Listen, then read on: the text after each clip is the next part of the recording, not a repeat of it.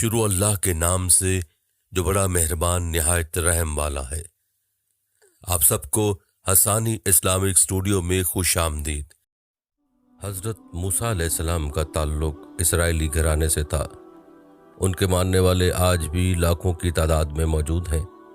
اسرائیل کے نام سے اپنا ایک علیحدہ وطن قائم کر لیا ہے۔ قرآن کریم میں حضرت موسیٰ علیہ السلام کا تفصیل سے ذکر ہے۔ حضرت موسیٰ علیہ السلام جس خاندان میں پیدا ہوئے اس کا نام بنی اسرائیل ہے۔ اس خاندان کا سلسلہ پشت در پشت حضرت یعقوب علیہ السلام سے جا ملتا ہے۔ اسرائیل کے معنی خدا کا بندہ ہے۔ یہی وجہ ہے کہ حضرت یعقوب علیہ السلام کی اولاد کو بنی اسرائیل کہا گیا۔ حضرت یعقوب علیہ السلام کا وطن کنعان تھا۔ ایک مرتبہ ملک کنعان میں زبردست قحط پڑا، اناج کی قلت پیدا ہو گئی۔ حضرت یعقوب علیہ السلام اپنے بیٹوں کے ساتھ مصر چلے گئے۔ یہ ایک طرح کی ہجرت تھی۔ حضرت یعقوب علیہ السلام کس طرح اور کس حال میں ہجرت کر گئے، اس واقعے کا ذکر حضرت یوسف علیہ السلام کی تاریخ میں ملتا ہے۔ چنانچہ حضرت یعقوب علیہ السلام اور ان کی اولاد مصر میں آباد ہو گئی۔ مصر کے اصلی باشندوں کو قبطی کہا گیا۔ اس لحاظ سے مصر میں دو قومیں آباد تھیں۔ ان میں اسرائیلی کم تعداد میں تھے، اس لیے یہ قوم قبطیوں کی غلامی کرتی تھی۔ قبطی اسرائیلیوں کو حقیر کی نظر سے دیکھتے تھے۔ اسرائیلی قبطیوں کے لیے ہر ادنا کام کرتے، عمارتیں بناتے، بوجھ ڈھوتے، کنویں کھودتے، پانی لاتے، لیکن خود ان کا اپنا حال یہ تھا کہ انہیں پیٹ بھر کر کھانا نصیب نہیں ہوتا تھا۔ مصر کے باشندے بتوں کی پوجا کرتے تھے۔ ان میں ایک دیوتا کا نام ہورس تھا۔ ہورس جنگ کا دیوتا کہلاتا تھا۔ وہ جانوروں کو بھی دیوتا مانتے تھے۔ ان میں خاص طور سے بیل کو مقدس جانتے، سورج کی پوجا کرتے۔ مصر کا بادشاہ فرعون کہلاتا تھا۔ اس نے خود اپنے آپ کو خدا کا درجہ دے رکھا تھا۔ ایک مرتبہ ایسا ہوا کہ ایک دن نجومی نے فرعون سے کہا کہ اسرائیلی گھرانے میں ایک ایسا لڑکا پیدا ہوگا جو تمہاری اور تمہارے دین کی مخالفت کرے گا، وہ تمہیں خدا نہیں مانے گا۔ فرعون گھبرا گیا اور غور کرنا شروع کیا کہ اب کیا کرنا چاہیے۔ اس نے درباریوں سے مشورہ کیا۔ درباریوں نے سوچ کے بعد رائے دی کہ اس مصیبت سے رہائی پانے کے لیے ایک ہی رائے ہے، وہ یہ کہ جس اسرائیلی گھر میں لڑکا پیدا ہو قتل کر دیا جائے اور لڑکیوں کو چھوڑ دیا جائے۔ اس طرح خطرہ ٹل جائے گا۔ اس کے لیے ضروری ہے کہ کرندے چھوڑے جائیں، وہ گھر گھر جا کر معلومات حاصل کریں کہ کس گھر میں حاملہ عورت ہے، پھر اس پر نظر رکھی جائے۔ چنانچہ ایسا ہی ہوا۔ اس کام کے لیے کرندوں کو چھوڑا گیا۔ یہ کرندے گھر گھر جاتے، عورتوں کے پیٹ ٹٹولتے۔ اسرائیلیوں کے اندر فرعون کے خلاف بولنے کی جرت بھی نہ تھی، نہ وہ احتجاج کر سکتے تھے۔ وہ دل ہی دل میں کڑنے لگے۔ ان تمام پیش بندیوں کے باوجود اسرائیلی گھرانے میں عمران نامی ایک شخص کے ہاں لڑکا پیدا ہوا۔ عمران کی بیوی پریشان تھی کہ کس طرح لڑکے کو بچایا جائے۔ فرعون کے کرندے گھر گھر جاتے ہیں۔ عمران کی بیوی کو بھی خوف لاحق ہو گیا۔ آخر کار فرعون کے کرندوں کو معلوم ہو گیا۔ وہ اچانک دروازے پر دستک دینے لگے۔ عمران کی بیوی سمجھ گئی۔ اس نے فوراً بچے کو جلتے ہوئے تندور کے اندر ڈال دیا۔ اس طرح فرعون کے آدمیوں کو شک بھی نہیں ہوگا۔ پھر گھر کا دروازہ کھول دیا۔ کرندے گھر کے اندر گھس آئے۔ ہر طرف دیکھا، کونے کھدرے میں جھانکا، بچہ کہیں بھی نظر نہیں آیا۔ پھر وہ لوگ واپس چلے گئے۔ عمران کی بیوی کو پختہ یقین تھا کہ بچہ جل کر بھسم ہو چکا ہوگا۔ اس نے دل پر ہاتھ رکھ کر فوراً تنور میں دیکھا تو خوشی کے مارے اچھل پڑی۔ بچہ آگ میں زندہ سلامت تھا۔ فوراً بچے کو آگ سے نکالا۔ بچہ پوری طرح محفوظ تھا، جسم کا کوئی حصہ بھی نہیں جلا تھا۔ اس نے اللہ کا شکر ادا کیا، خطرہ ٹل گیا۔ اللہ نے عمران کی بیوی کے دل میں بات ڈال دی کہ بچے کو دودھ پلا کر اور کپڑے پہنا کر صندوقچے میں بند کر کے دریائے نیل میں بہا دے۔ عمران کی بیوی نے ایک خاص قسم کا صندوقچہ تیار کروایا جس میں پانی داخل ہونے کا کوئی راستہ نہیں تھا۔ بچے کو دودھ پلایا اور کپڑے پہنا کر صندوقچے میں لٹا دیا اور اطمینان کے ساتھ دریائے نیل کی سطح پر ڈال دیا۔ عمران کی ایک بیٹی تھی جس کا نام مریم تھا۔ مریم نے بیٹی سے کہا کہ صندوقچے کے ساتھ ساتھ دریا کے کنارے چلو اور یہ دیکھتی رہو کہ صندوقچہ کہاں پہنچتا ہے۔ چنانچہ مریم نے ایسا ہی کیا۔ صندوقچہ پانی کے بہاؤ کے ساتھ ساتھ بہتا رہا۔ اسی دریا سے ایک اور شاخ فرعون کے محل کے احاطے میں نکالی گئی تھی۔ صندوقچہ محل کے احاطے میں داخل ہو گیا، عین محل کے سامنے رک گیا۔ وہاں فرعون اپنی بیوی کے ساتھ بیٹھا ہوا تھا۔ صندوقچے پر دونوں کی نگاہیں پڑیں۔ مریم سب کچھ دیکھتی رہی۔ جیسے ہی صندوقچہ فرعون کے محل کے پاس رکا، مریم واپس لوٹ گئی، اپنی ماں کو سارا ماجرا سنا دیا۔ فرعون نے صندوقچہ نکالا، جب کھول کر دیکھا تو ایک خوبصورت بچہ ہاتھ پاؤں پٹک رہا تھا۔ دونوں حیرت میں پڑ گئے اور ایک دوسرے کا منہ تکنے لگے۔ پھر فرعون نے کہا کہ بچہ اسرائیلی معلوم ہوتا ہے، اسے مار دینا چاہیے۔ اس پر فرعون کی بیوی نے مشورہ دیتے ہوئے کہا کہ ہمارا کوئی بچہ نہیں ہے، کیا ہی اچھا ہو کہ اسے ہی پال پوس کر بڑا کیا جائے۔ جب یہ اپنی عمر کو پہنچے گا تو ہماری تمام عادتیں اور مزاج اپنا لے گا، اسے ہم اپنا بیٹا بنائیں گے۔ فرعون نے بیوی کی باتوں کو غور سے سنا اور مان گیا۔ دونوں نے بچے کو اٹھا لیا اور پرورش کرنے لگے، لیکن بچہ دودھ نہیں پی رہا تھا۔ پرورش کے لیے بہت سی دایا عورتوں کو بلایا گیا، لیکن بچے نے کسی کا دودھ نہیں پیا۔ مریم نے فرعون کی بیوی سے کہا کہ ایک دایا میں لاؤں گی، بچہ یقیناً اس کا دودھ پیے گا، مجھے اجازت دو۔ فرعون کی بیوی مان گئی اور کہا کہ ایسی ہی دایا لے آؤ جو بچے کو دودھ پلا سکے، میں معقول معاوضہ دوں گی۔ مریم فوراً ماں کے پاس گئی اور خوشخبری سنائی اور ماں کو ساتھ لیتی آئی۔ عمران کی بیوی فرعون کے محل میں پہنچ گئی، بچے کو سینے سے لگایا، بچے نے خوشی خوشی دودھ پینا شروع کیا۔ فرعون کی بیوی بچے کو دودھ پیتا دیکھ کر خوش ہو گئی۔ عمران کی بیوی کو اپنے محل میں ملازمہ رکھ لیا۔ ماں اور بچہ ایک ساتھ رہنے لگے۔ دن گزرتے گئے، حضرت موسیٰ محل کے اندر پرورش پانے لگے۔ جب ان کی عمر 20 سال ہوئی تو فرعون نے شادی کرا دی۔ حضرت موسیٰ علیہ السلام اکثر محل سے نکل کر شہر میں ادھر ادھر گھوما کرتے۔ ان کا یہ روز کا معمول تھا۔ ایک روز وہ ایک راستے سے گزر رہے تھے کہ ایک قبطی اسرائیلی سے الجھ رہا تھا کہ نوبت مار پیٹ تک پہنچ گئی۔ اسرائیلی نے موسیٰ علیہ السلام کو آواز دیتے ہوئے مدد کے لیے پکارا۔ جب موسیٰ علیہ السلام قریب پہنچے تو دیکھا کہ قبطی اسرائیلی کو بے تحاشا مار رہا ہے۔ موسیٰ علیہ السلام نے بیچ بچاؤ کی کوشش کی، لیکن قبطی نہیں مان رہا تھا۔ اس پر موسیٰ علیہ السلام نے قبطی کے ایک گھونسا مارا تو بلبلا اٹھا اور ایک لمحے بعد ہی وہ مر گیا۔ اس کے مرنے پر موسیٰ علیہ السلام پریشان ہو گئے اور اسرائیلی سے کہا کہ فوراً چلا جائے۔ اس واقعے سے موسیٰ علیہ السلام کو ندامت ہوئی، جان سے مارنے کی نیت نہیں تھی۔ پھر آپ علیہ السلام نے اللہ تعالیٰ سے گریہ زاری کے ساتھ دعا کی، اے میرے رب، میں نے اپنی جان پر ظلم کیا، مجھ کو بخش دے، بے شک تو بڑا بخشنے والا ہے۔ فرعون نے حکم دیا کہ قاتل کو تلاش کرو۔ کچھ عرصے بعد موسیٰ علیہ السلام ایک راستے سے گزر رہے تھے، دیکھا کہ وہ اسرائیلی ایک اور قبطی سے الجھ رہا تھا۔ اس نے پچھلی مرتبہ کی طرح موسیٰ کو پکارا۔ حضرت موسیٰ علیہ السلام نے اسرائیلی کو ڈانٹتے ہوئے کہا کہ تم ہمیشہ لوگوں سے لڑتے رہتے ہو اور مجھے بلاتے ہو۔ اسرائیلی نے چیختے ہوئے کہا کہ موسیٰ، ہم پر کیوں خفا ہوتے ہو؟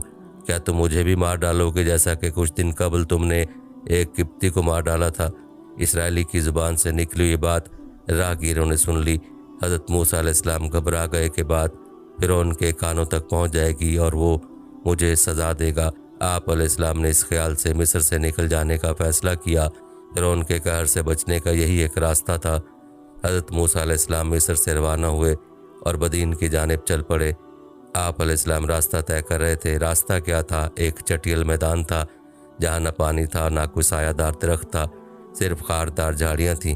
گرمی کی شدت سے برا حال تھا، لیکن آپ علیہ السلام راستہ طے کرتے رہے۔ کچھ دور فاصلے پر ایک کنواں نظر آیا، وہاں کچھ لوگ پانی بھرتے نظر آ رہے تھے۔ آپ علیہ السلام کنویں کے قریب پہنچے تو دیکھا کہ چرواہے پانی نکال رہے ہیں۔ ایک طرف دو لڑکیاں بھی کھڑی ہیں۔ حضرت موسیٰ علیہ السلام نے لڑکیوں سے کھڑے ہونے کی وجہ دریافت کی تو لڑکیوں نے بتایا کہ چرواہے پانی لینے نہیں دیتے، ہمارے والد ضعیف العمر ہیں، وہ پانی بھرنے کے قابل نہیں، اس لیے ہم یہاں پانی لینے آئے ہیں۔ حضرت موسیٰ علیہ السلام نے وہاں سے چرواہوں کو ہٹایا، کنویں پر سے بھاری پتھر کو ہٹایا، کنویں کا ڈول بھی بھاری تھا، اسی ڈول سے پانی نکال کر لڑکیوں کو دیا اور خود بھی پیا۔ لڑکیوں نے اپنے مویشیوں کو پانی پلایا اور پانی لے کر گھر کی طرف چل پڑیں۔ حضرت موسیٰ علیہ السلام کے لیے جگہ اجنبی تھی، یہاں انہیں کوئی جانتا بھی نہیں تھا، ان کے پاس کھانے کے لیے کچھ بھی نہیں تھا۔ سفر کرنے کے باعث بہت زیادہ تھکے ہوئے بھی تھے۔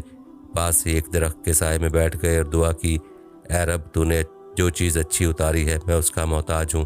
لڑکیوں نے گھر پہنچ کر اجنبی مسافر اور پانی دینے کے بارے میں باپ سے سارا ماجرا بیان کیا۔ باپ نے ایک لڑکی سے کہا کہ جاؤ اس اجنبی مسافر کو اپنے ساتھ لے آؤ، وہ ہمارا مہمان ہوگا۔ بیٹی باپ کے حکم کی تعمیل کرتے ہوئے حضرت موسیٰ علیہ السلام کے پاس آئی اور کہا کہ میرے باپ نے آپ کو یاد فرمایا ہے، آپ میرے ساتھ چلیے، وہ آپ سے ملنا چاہتے ہیں۔ حضرت موسیٰ علیہ السلام آمادہ ہوئے اور ساتھ روانہ ہو گئے۔ راستے میں حضرت موسیٰ علیہ السلام نے لڑکی سے کہا کہ میں آگے چلوں گا، تم میرے پیچھے چلنا اور رہنمائی کرنا۔ دونوں گھر پہنچے۔ بیٹی نے حضرت موسیٰ کا تعارف باپ سے کروایا۔ دونوں کچھ دیر باتیں کرتے رہے۔ حضرت موسیٰ علیہ السلام نے مصر چھوڑنے کا تمام واقعہ سنایا۔ اس پر بزرگ میزبان نے شعیب علیہ السلام کے نام سے اپنا تعارف کراتے ہوئے کہا کہ تم میرے مہمان ہو اور یہاں محفوظ ہو، اب تم ظالموں سے دور ہو۔ بیٹی نے باپ سے سفارش کرتے ہوئے کہا کہ آپ اس اجنبی کو ملازم رکھ لیجئے، اس لیے کہ یہ کوی بھی ہے اور امانت دار بھی ہے۔ باپ نے کوی ہونے کا سبب پوچھا تو اس نے بتایا کہ کوی ہونے کا ثبوت اس طرح ملا کہ اس نے بھاری ڈول سے پانی نکالا، لیکن یہ تم نے کیوں کر جانا کہ وہ امانت دار بھی ہے؟ حضرت شعیب علیہ السلام نے پوچھا۔ بیٹی نے جواب دیا کہ جب میں بلانے گئی تو اجنبی نے مجھے پیچھے چلنے کے لیے کہا اور وہ خود آگے چلتا رہا، میں اشارے سے راستہ بتاتی رہی، ہم دونوں اسی طرح راستہ طے کرتے رہے۔ میں سمجھ گئی کہ پیچھے چلنے کا اشارہ اسی لیے تھا کہ اس کی نگاہ مجھ پر نہ پڑے۔ حضرت شعیب علیہ السلام نے حضرت موسیٰ علیہ السلام سے فرمایا کہ اللہ نے میرے دل میں بات ڈال دی کہ میری بیٹی صفورہ کا نکاح تم سے کر دوں۔ اس کا حق مہر یہ ہے کہ تم 8 سال تک میری بکریوں کی رکھوالی کرو، اگر مدت بڑھا کر 10 سال کر دو تو یہ اور بھی بہتر ہے۔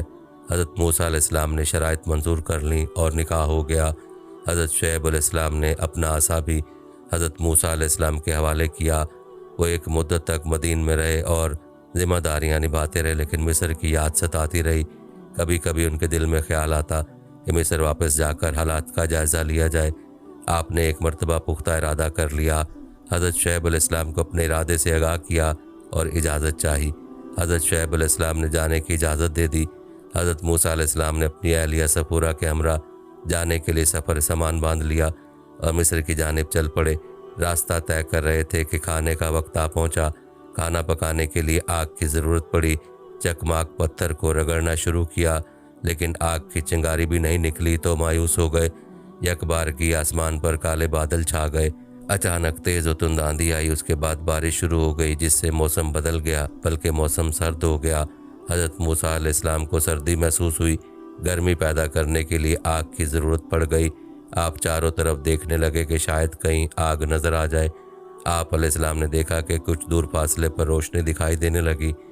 آپ اپنی بیوی صفورہ سے کہنے لگے کہ یہاں سے کچھ دور مجھے روشنی نظر آ رہی ہے، میں جا رہا ہوں، ہو سکتا ہے کہ وہاں آگ جل رہی ہو، میں آگ لینے جا رہا ہوں۔ آپ علیہ السلام اس روشنی کے مقام کی طرف روانہ ہوئے۔ کچھ دیر بعد وہاں پہنچ گئے۔ قریب جا کر دیکھا کہ ایک پہاڑ ہے اور نزدیک ایک اور درخت ہے، اس کے پیچھے سے روشنی آ رہی ہے۔ آپ علیہ السلام نے غور سے دیکھنا شروع کیا۔ اس مقام سے ایک آواز ابھری۔ آواز میں جاہ و جلال کی کیفیت تھی۔ اے موسیٰ، میں تمام جہانوں کا رب ہوں، تو پاک جگہ پر ہے، اس مقام کا نام طوا ہے، تو اپنی جوتیاں اتار، پھر اس بلندی پر چڑھ جا، یہ طور کا پہاڑ ہے۔ اس پرسرار آواز سے آپ علیہ السلام شش و پنج میں پڑ گئے۔ کچھ خوف کا احساس ہوا۔ حکم کے مطابق آپ بلندی پر چڑھ گئے۔ پھر آواز گونجتی ہے، اے موسیٰ، میں نے تجھے پیغمبری کے لیے چن لیا ہے، میں رب ہوں، میری عبادت کر، نماز قائم کر۔ پھر آپ علیہ السلام اللہ سے کلام کرتے ہیں، اسی لیے حضرت موسیٰ کو کلیم اللہ بھی کہا جاتا ہے۔ جو روشنی نظر آئی وہ اللہ کا نور تھا جو کوہ طور پر ظاہر ہوا۔ اللہ نے پھر موسیٰ علیہ السلام سے دریافت کیا، اے موسیٰ، تیرے ہاتھ میں کیا ہے؟ موسیٰ فرماتے ہیں، میرا عصا ہے، اس سے بکریوں کو ہانکتا ہوں، اس سے درختوں سے پتے جھاڑ کر بکریوں کو کھلاتا ہوں۔ پھر اللہ کی جانب سے حکم ہوتا ہے، اس عصا کو زمین پر ڈال دے۔ آپ حکم کی تعمیل کرتے ہیں، عصا سانپ کی شکل اختیار کر لیتا ہے، آواز آتی ہے، خوف نہ کھا، اسے اٹھا لے۔ آپ سانپ کو اٹھا لیتے ہیں تو پھر وہ دوبارہ عصا بن جاتا ہے۔ حکم ہوتا ہے کہ فرعون کے پاس جا، اسے ہدایت کر۔ حضرت موسیٰ اپنے رب سے فرماتے ہیں، میں ڈرتا ہوں کہیں ایسا نہ ہو کہ مجھے فرعون مار ڈالے۔ پھر آپ علیہ السلام اپنے رب سے التجا کرتے ہیں کہ ہارون کو میرا مددگار بنا، اس کی زبان اچھی ہے۔ اللہ نے فرمایا، اے موسیٰ، تجھے اور تیرے بھائی کو قوت بخشوں گا، تمہیں لوگوں پر غالب کروں گا۔ پھر موسیٰ علیہ السلام نے دعا کی، اے اللہ، میرا سینہ کشادہ کر، میری زبان کی گرہ کھول دے تاکہ میں لوگوں سے بات کر سکوں، ہارون میرا مددگار ہوگا۔ اللہ نے فرمایا، تیری حاجتیں پوری ہوئیں۔ حضرت موسیٰ علیہ السلام اپنی بیوی صفورہ کے پاس گئے، تمام واقعہ سنایا اور کہا کہ جہاں ہو اسی جگہ قیام کرنا، میں اللہ کا پیغام لے کر فرعون کے پاس جا رہا ہوں۔ آپ علیہ السلام عصا لے کر مصر روانہ ہوئے۔ وہاں پہنچ کر اپنے گھر والوں سے ملے، ان سے سارا ماجرا بیان کیا، ہارون کو خوشخبری سنائی۔ دونوں مل کر فرعون کے محل میں حاضر ہوئے۔ اچانک حضرت موسیٰ کو دیکھ کر فرعون چیخ اٹھا اور کہا، اے موسیٰ، تم نے میرے ساتھ اچھا سلوک نہیں کیا۔ میں نے تمہیں اولاد کی طرح پالا اور بڑا کیا، لیکن تم نے اس کا حق ادا نہیں کیا۔ مجھے معلوم ہوا کہ تم نے ایک شخص کو قتل کیا اور بھاگ گئے۔ بڑے عرصے تک تم نظر نہیں آئے۔ بتاؤ میں تمہارے ساتھ کیا سلوک کروں؟ حضرت موسیٰ علیہ السلام نے فرمایا، میری نیت قتل کرنے کی نہیں تھی، جو کچھ ہوا وہ اتفاق تھا، اس کے لیے میں نے اپنے رب سے معافی طلب کی۔ میں تو صرف خوف سے بھاگا تھا۔ جب میرے رب نے مجھے پیغمبری عطا کی تو میں تمہیں راہ راست پر لانے کے لیے آیا ہوں۔ حضرت موسیٰ کی باتیں سن کر فرعون نے اپنے مصاحبوں اور درباریوں سے کہا کہ موسیٰ دیوانہ ہو گیا ہے اور عجیب و غریب باتیں کرتا ہے۔ حضرت موسیٰ علیہ السلام نے فرمایا کہ میں دیوانہ نہیں ہوں، میں سارے جہاں کے خالق خدا کا پیغام لے کر آیا ہوں، وہی پروردگار ہے۔ اگر تمہارے اندر ذرہ برابر بھی سمجھ ہے تو سمجھ سکتے ہو۔ فرعون نے دعویٰ کرتے ہوئے کہا کہ میرے سوا اور کون معبود ہو سکتا ہے؟ اگر تم مجھے معبود نہیں سمجھتے تو میں تجھے قید کر دوں گا۔ فرعون نے حضرت موسیٰ علیہ السلام سے پوچھا، کیا تمہارا پروردگار میری عمر بڑھا سکتا ہے اور تمام دنیا کی بادشاہی مجھے دے سکتا ہے؟ اس پر موسیٰ علیہ السلام نے جواب دیا کہ میرا پروردگار ہر شے پہ قادر ہے۔ خدا نے حضرت موسیٰ علیہ السلام سے فرمایا کہ فرعون سے نرمی سے بات کر جو دل میں اتر جانے والی ہو۔ فرعون نے پھر سوال کیا، خدا نے تمہیں پیغمبر بنایا ہے، اس کی تمہارے پاس کیا دلیل ہے؟ موسیٰ نے اپنا عصا زمین پر ڈال دیا تو ایک خوفناک اژدہے کی شکل اختیار کر گیا۔ فرعون نے جب یہ معجزہ دیکھا تو خوف زدہ ہوا۔ پھر حضرت موسیٰ نے اژدہے کو اٹھا لیا تو عصا بن گیا۔ فرعون نے درباریوں سے کہا کہ موسیٰ تو جادوگر ہے، یہ جادو کے زور پر تم لوگوں کو ملک سے نکال دے گا۔ فرعون کے مصاحبوں نے اسے مشورہ دیا کہ موسیٰ کے مقابلے کے لیے ملک بھر کے بڑے بڑے جادوگروں کو بلایا جائے، ان سے مقابلہ کرنا موسیٰ کے بس کی بات نہ ہوگی۔ چنانچہ جادوگروں کو تلاش کر کے فرعون کے دربار میں لایا گیا اور حضرت موسیٰ علیہ السلام کو بھی پیغام بھیجا کہ آئے اور جادوگروں سے مقابلہ کرے۔ حضرت موسیٰ علیہ السلام دربار میں پہنچے، ساتھ ہارون بھی تھے۔ فرعون نے موسیٰ سے کہا کہ اپنا کمال دکھاؤ۔ موسیٰ نے جادوگروں کو للکار کر کہا کہ آئے اپنا جادو کا کمال دکھائیں۔ جادوگر اپنے ساتھ رسیاں بھی لائے تھے۔ جادوگروں نے اپنی اپنی رسیاں زمین پر ڈال دیں تو بڑے بڑے سانپ بن کر رینگنے لگے۔ حضرت موسیٰ علیہ السلام نے بھی اپنا عصا زمین پر ڈال دیا تو اژدہا بن کر تمام سانپوں کو نگل گیا۔ یہ معجزہ دیکھ کر جادوگر حیرت میں پڑ گئے۔ موسیٰ علیہ السلام نے فرمایا کہ حق اور باطل ظاہر ہو گئے۔ تمام جادوگر معجزہ دیکھ کر سجدے میں گر گئے اور کہنے لگے کہ ہم موسیٰ اور ہارون علیہ السلام کے دین پر ایمان لے آئے، اور کہا کہ موسیٰ حق پر ہے اور سچا ہے۔ جادوگروں کی زبانی موسیٰ اور ہارون کی تعریف سن کر فرعون نے جادوگروں سے کہا، میں تم لوگوں کو سزا دوں گا اور تمہارے ہاتھ اور پاؤں کاٹ دوں گا۔ جادوگروں نے فرعون کو جواب دیا کہ ہمیں کوئی خوف نہیں ہے، ہمیں پروردگار کی طرف جانا ہے، وہی ہمارے گناہوں کو معاف کرے گا۔ حضرت موسیٰ علیہ السلام نے فرعون کے رویے سے مایوس ہو کر اللہ سے دعا کی، اے اللہ، فرعون کو سزا دے، وہ لوگوں کو گمراہ کر رہا ہے، اس کے پاس مال و دولت ہے، اسی لیے عیش کی زندگی بسر کر رہا ہے لیکن ایمان نہیں لاتا۔ فرعون اللہ کا منکر تھا۔ ایک روز اس نے اپنے وزیر حامان کو حکم دیا کہ میں خدا کو دیکھنا چاہتا ہوں، اس کے لیے ایک بہت اونچا مینار تعمیر کرو، میں اس پر چڑھ کر خدا کو دیکھوں گا۔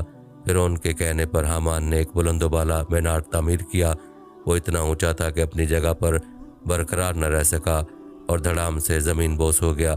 حضرت موسیٰ علیہ السلام نے دعا کی تھی، اللہ نے سن لی۔ فرعون ہر طرح کے عذاب میں گھر گیا، ملک میں ہر طرف بیماریاں پھوٹ پڑیں، قحط پڑ گیا، اناج کا ایک دانہ بھی نہیں مل رہا تھا۔ طرح طرح کی آفات سے فرعون گھبرا گیا۔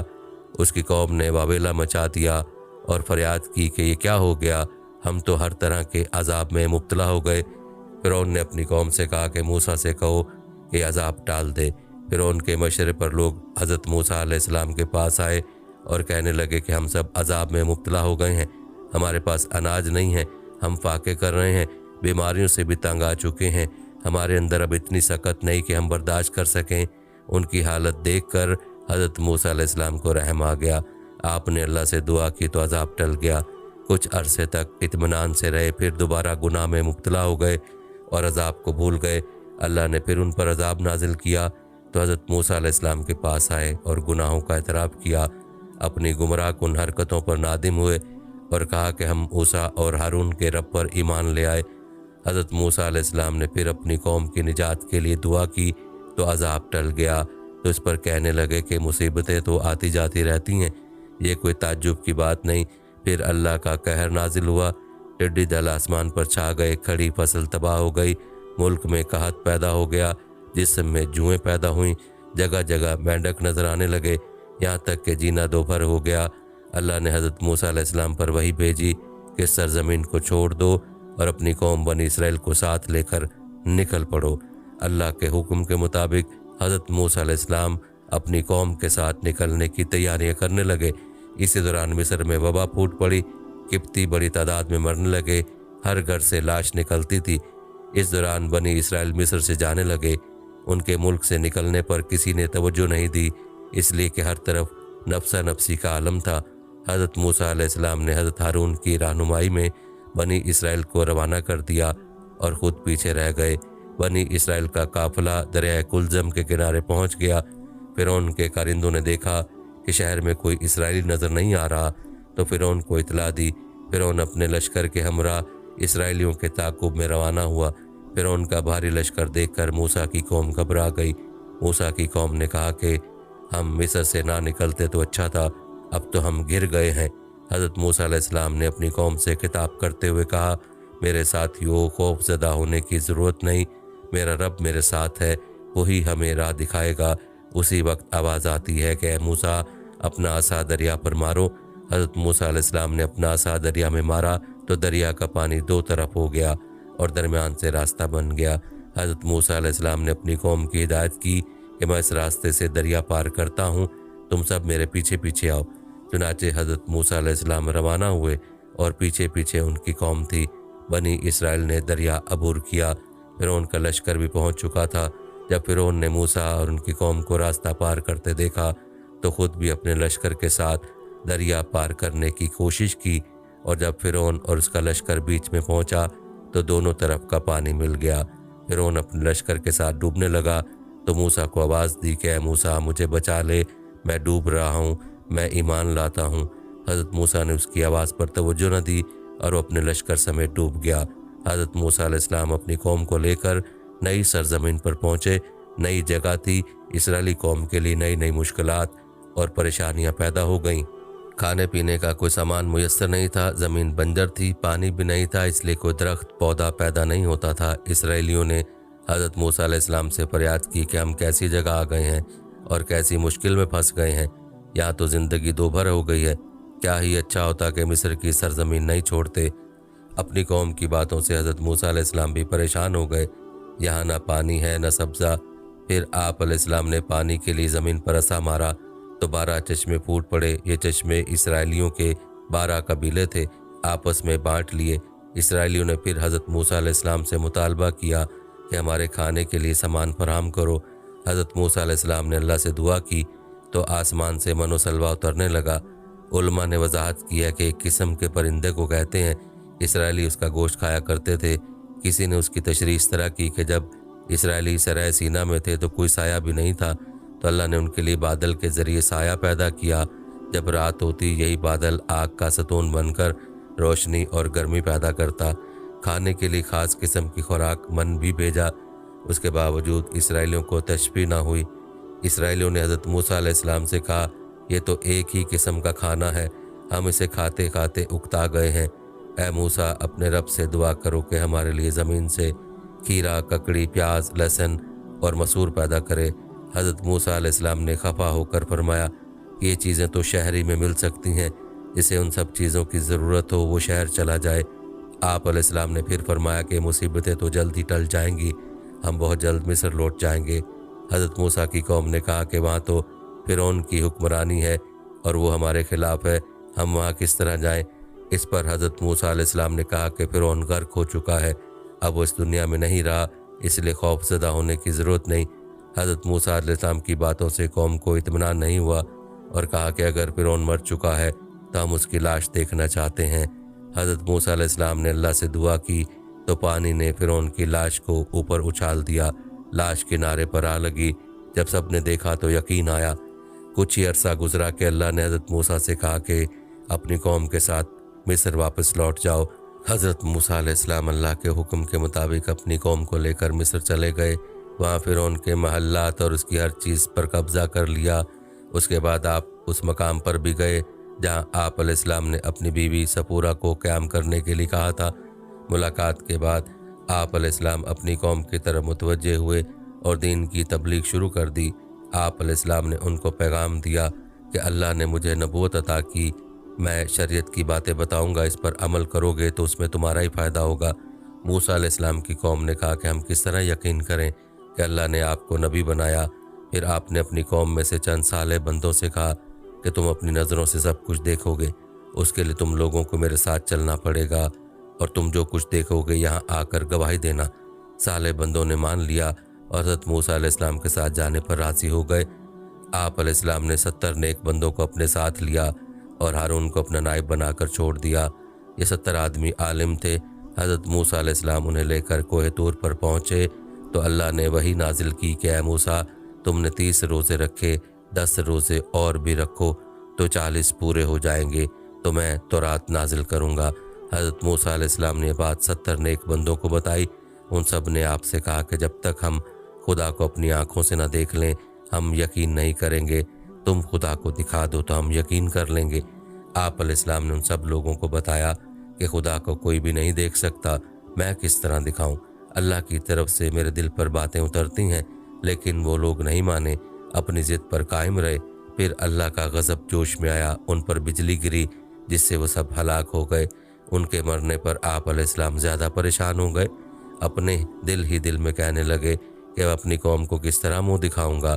फिर आप अलैहिस्सलाम ने अल्लाह से दुआ की तो सब के सब दोबारा जी उठे। आप अलैहिस्सलाम उन सब को लेकर मिस्र रवाना हुए और 10 रोज़े रखे। इस तरह 40 रोज़े पूरे किए।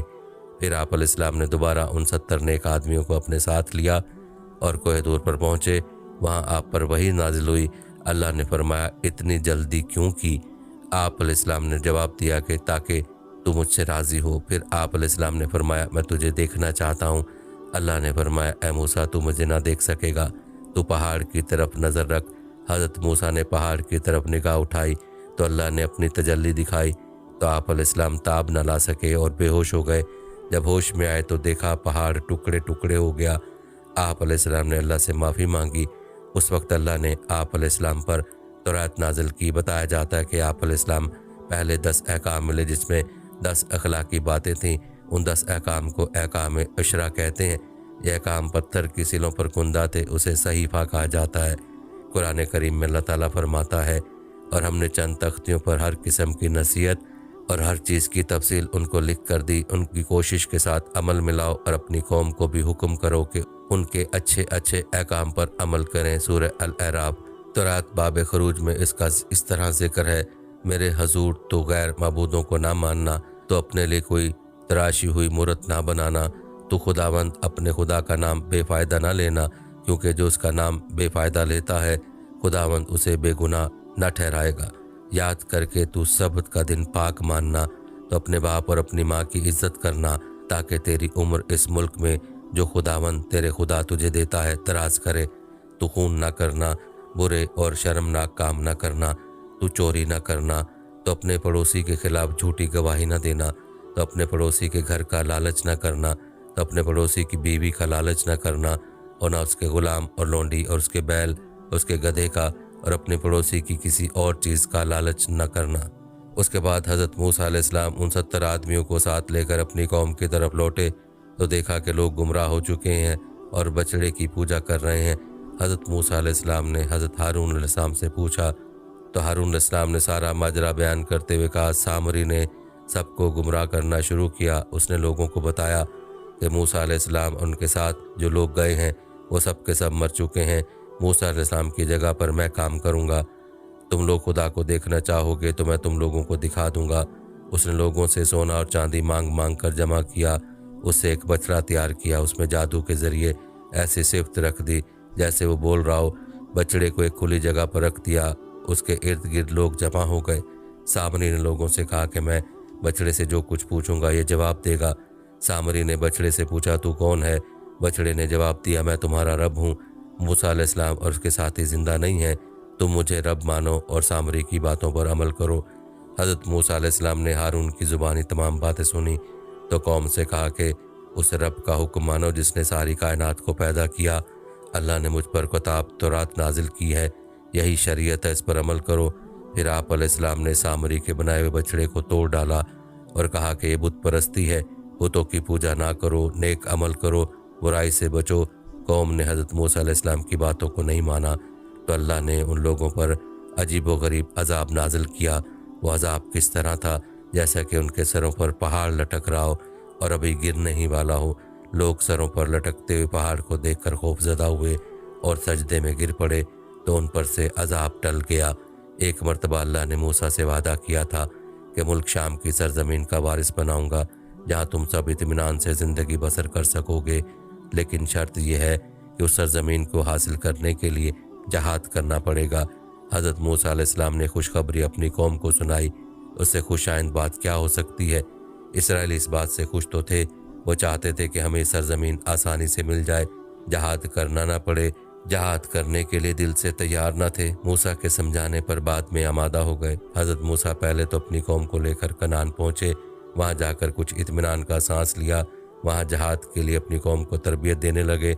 नज़्म व ज़ब्त पैदा करने के लिए कुछ तरीके वज़ा किए।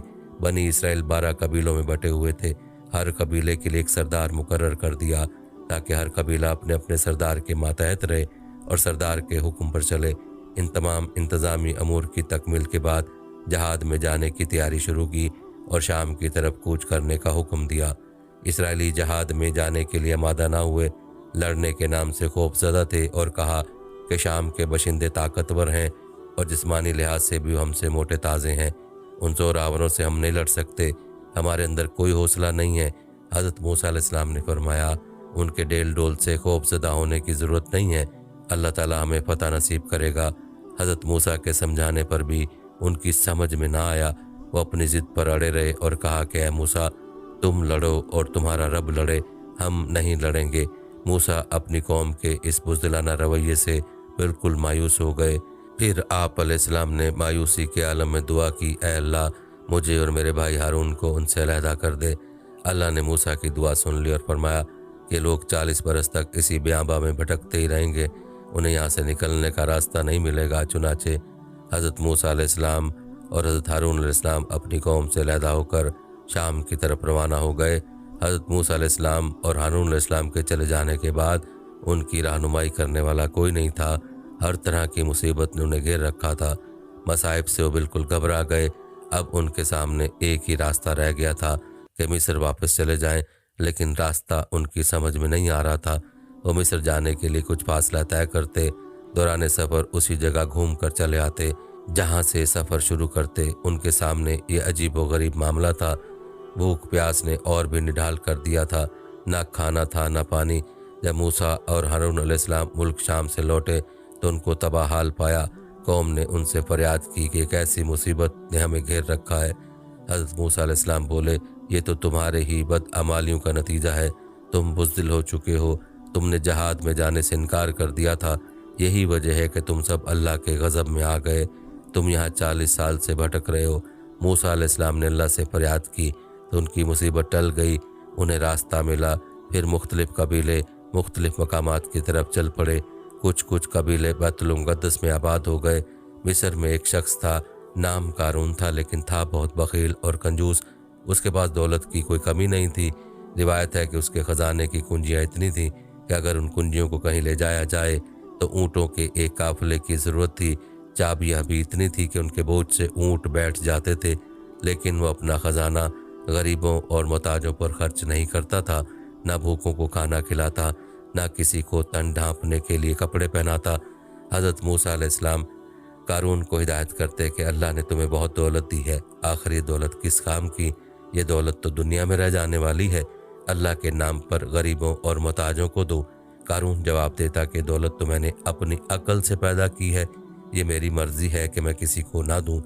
حضرت موسیٰ علیہ السلام کہتے ہیں کہ اپنے مال سے زکوٰۃ نکال، اس میں غریبوں کا بھلا ہوگا، تمہیں دعائیں دیں گے، خدا تم سے راضی ہوگا۔